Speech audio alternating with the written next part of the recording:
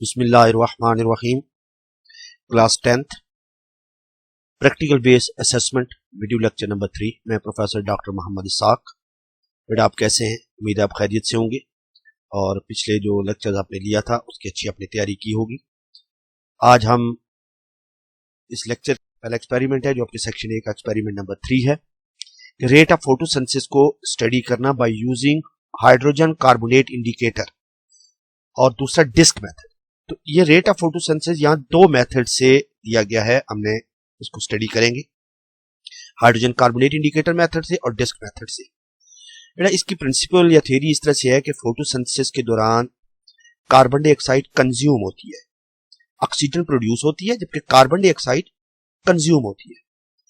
Hydrogen carbonate indicator की अगर बात करें तो ये कार्बन डाइऑक्साइड कंसंट्रेशन के लिहाज से अपना कलर चेंज करता है।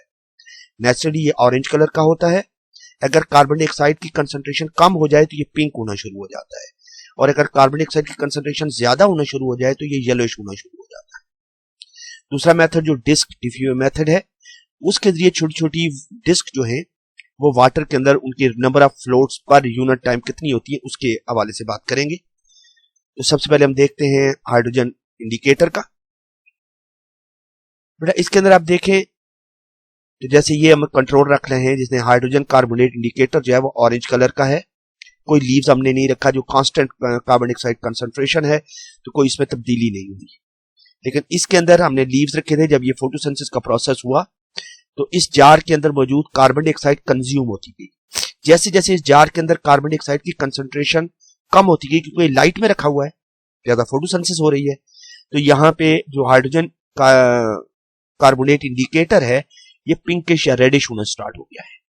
जबकि इस दूसरे बिल्कुल इसके साथ वाले जार में जिसे हमने एल्यूमिनियम शीट से कवर कर दिया था और शेड में रखा हुआ था, इसके अंदर कार्बन डाइऑक्साइड कंसंट्रेशन ज्यादा होती गई। ज्यादा क्यों होती गई? क्योंकि यहाँ पे जो लीव्स थे उनमें सेलुलर रिस्पिरेशन का तो प्रोसेस हो रहा था जिसके जिसमें कार्बन डाइऑक्साइड बन रही थी और कार्बन डाइऑक्साइड कंसंट्रेशन ज्यादा हो गई तो हाइड्रोजन कार्बोनेट इंडिकेटर येलोइश हो गया। लेकिन फोटोसिंथेसिस नहीं हो रही थी क्योंकि ये शेड के अंदर था।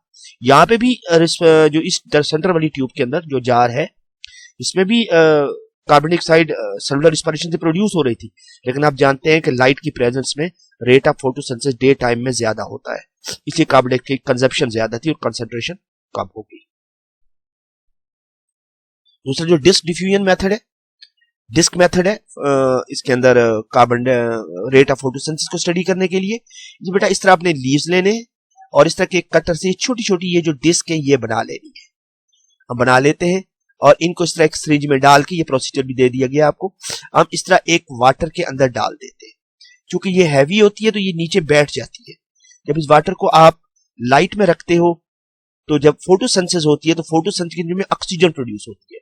जब ऑक्सीजन प्रोड्यूस होती है तो इन छोटी छोटी लीव्स के अंदर बॉयंसी बन जाती है गैस की वजह से, ऑक्सीजन गैस की वजह से ये आहिस्ता आहिस्ता ऊपर फ्लोट करना शुरू कर देती है। ये यूनिट टाइम के अंदर कितनी ये डिस्क फ्लोट करती है ये आपको रेट ऑफ फोटोसिंथेसिस बता देता है।